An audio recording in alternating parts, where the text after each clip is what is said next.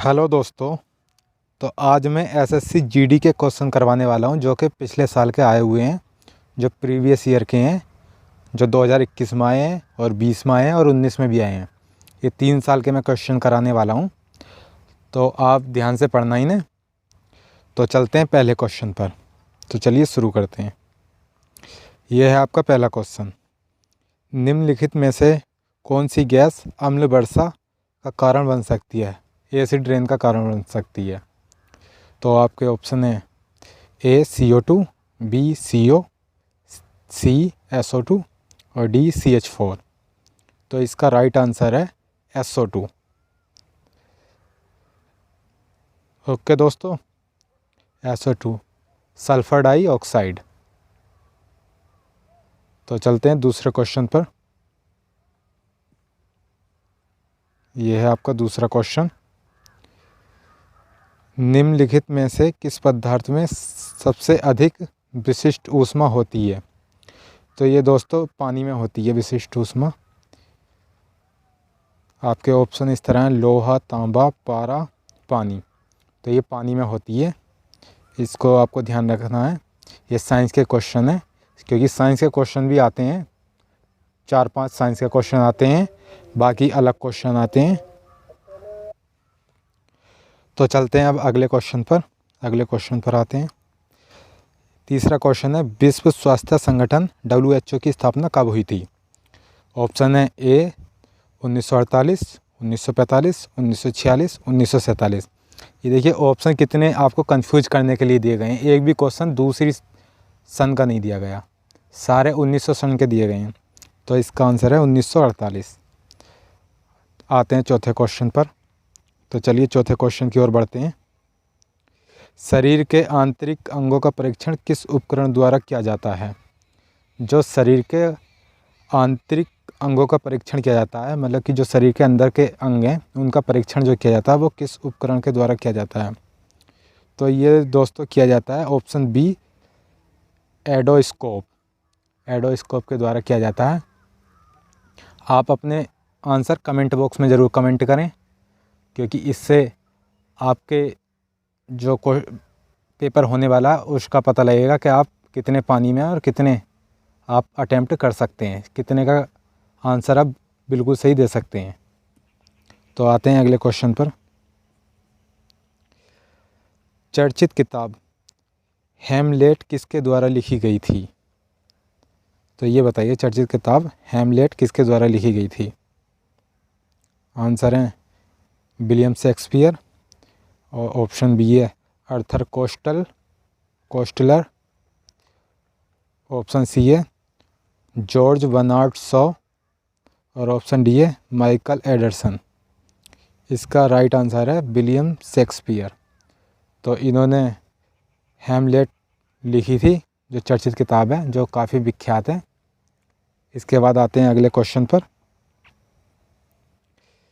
Uber cup का संबंध किससे है? उबेर कप किससे संबंधित है? बैडमिंटन से, विश्व बैडमिंटन से, और विश्व टेबल टेनिस से, विश्व टेबल टेनिस से महिला से या पुरुष से? तो इसका आंसर है ऑप्शन ए विश्व बैडमिंटन से, जो महिला द्वारा खेला गया उबेर कप का संबंध। आते हैं अगले क्वेश्चन पर। सिंधु घाटी लिपि की सूचना स्रोत ज्ञात होती है?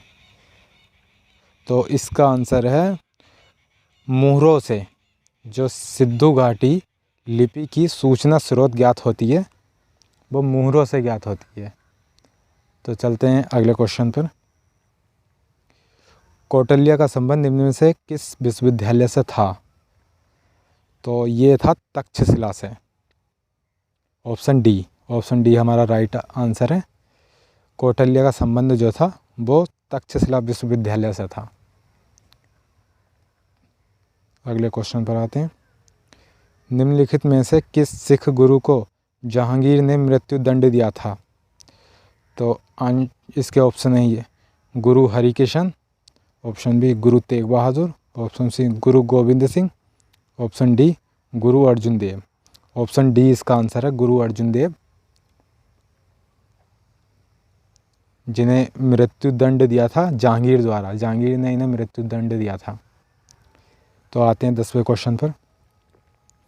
निम्न में से किसने मुग़ल काल में ऐतिहासिक विवरण लिखा है?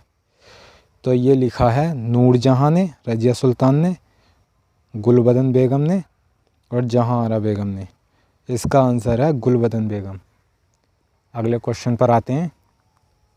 तो ये दोस्तों आप साथ ही अपने एक नोट्स बनाते चलना, जिससे कि आपके आने वाले टाइम में रिवीजन कर सको। 11वें क्वेश्चन पर आते हैं। हिंदुस्तान सोशलिस्ट रिपब्लिकन एसोसिएशन के संस्थापक नेताओं में एक थे। तो ऑप्शन ए है B.R. Ambedkar, option B Bhagat Singh, option C Subhash Chandra Bose, option D Jayaprakash Narayan. इसका आंसर है ऑप्शन बी भगत सिंह। भगत सिंह इसके संस्थापक नेताओं में से एक थे। चलते हैं 12वें क्वेश्चन पर। अगस्त 1932 के रैमजे मैकडोनाल्ड के सांप्रदायिक पंचायत के द्वारा पहली बार एक पृथक निर्वाचन समूह बनाया गया। तो ऑप्शन है इसके ए मुसलमानों के लिए, बी है भारतीय ईसाइयों के लिए, सी है एंग्लो इंडियंस के लिए और डी है अछूतों के लिए। तो ये बनाया था अछूतों के लिए, जिन्हें हम नीची जाति भी कहते हैं, लेकिन अब ऐसा भेदभाव नहीं रहा, वो पहले ज़्यादा था। अब सरकार बदलती रही है, तो इस वजह से अब मान्यता सबको बराबर मिल चुकी है। तो अगले क्वेश्चन पर आते हैं। स्वराज आम जनता के लिए होना चाहिए, केवल वर्गों के लिए नहीं, के प्रसिद्ध सूत्र की घोषणा की किसने की थी ये? Option A C.R. दास ने, ऑप्शन बी C. राजगोपालचारी ने, ऑप्शन सी मोतीलाल नेहरू ने, ऑप्शन डी गोपीनाथ साहा ने। तो इसका राइट आंसर है ऑप्शन ए C.R. दास ने। आते हैं 14वें क्वेश्चन पर। गांधी जी ने साबरमती आश्रम की स्थापना कब की थी? तो गांधी जी ने साबरमती के आश्रम की जो स्थापना की थी वो 1917 में की थी। 15वें क्वेश्चन पर आते हैं। सीएट टायर्स के ब्रांड एम्बेसडर के रूप में किसे नियुक्त किया गया है? बताइए दोस्तों। Option A Aamir Khan, option B Ayushmann Khurrana, C Virat Kohli, D Mahendra Singh Dhoni. तो ये दोस्तों फ़िलहाल में ही अभी करा गया है, क्योंकि इसके पहले जो थे, पहले शायद दूसरे थे, क्योंकि एमआरएफ के तो विराट कोहली हैं, सीएट के इस टाइम है आमिर खान। तो ये आपको याद रखना, ब्रांड एम्बेसडर तो आपको याद रखने ही रखने हैं। तो अगले क्वेश्चन पर चलते हैं। देश का पहला मेडिकल डिवाइस पार्क किस राज्य में स्थापित किया जाएगा? तो बताइए दोस्तों, देश का पहला मेडिकल डिवाइस पार्क किस राज्य में स्थापित किया जाएगा? तो ये करा जाएगा केरल राज्य में। केरल सरकार ने ये घोषणा की है, तो ये केरल राज्य में स्थापित किया जाएगा। तो चलते हैं अगले क्वेश्चन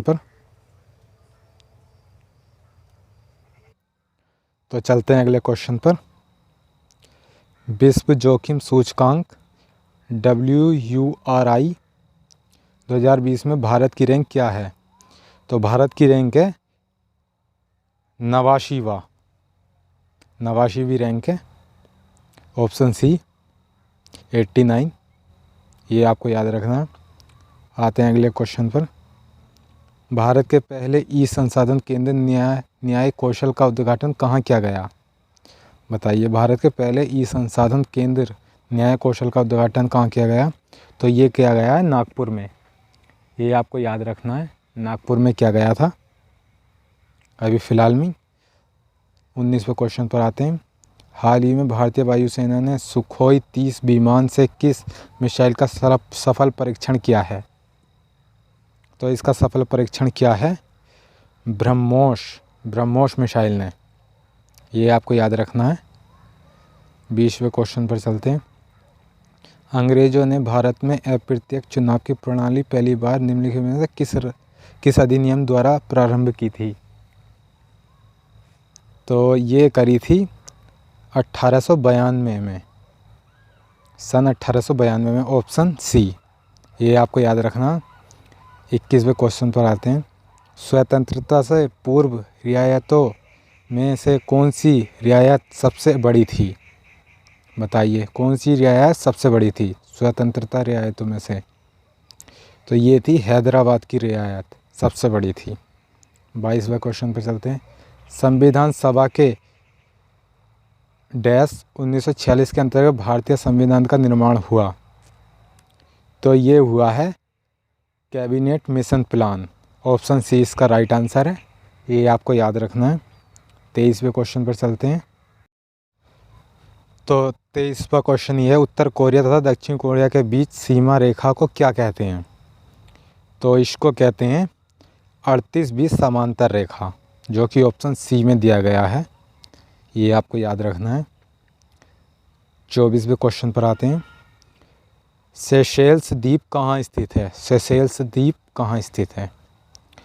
तो ये पूर्वी कैरिबियन सागर में, हिंद महासागर में, प्रशांत महासागर में, भूमध्य सागर में। तो यह हिंद महासागर में स्थित, ये आपको याद रखना है। वेरी इंपॉर्टेंट क्वेश्चन है ये। 25वें क्वेश्चन पर आते हैं। 1955 में कौन से बैंक का नाम बदलकर स्टेट बैंक ऑफ इंडिया नाम रखा गया था? बताइए दोस्तों, ये काफ़ी पुराना क्वेश्चन है और आपने कभी ना कभी पढ़ा ज़रूर होगा ये। 1955 में कौन से बैंक का नाम बदलकर स्टेट बैंक ऑफ इंडिया नाम रखा गया था?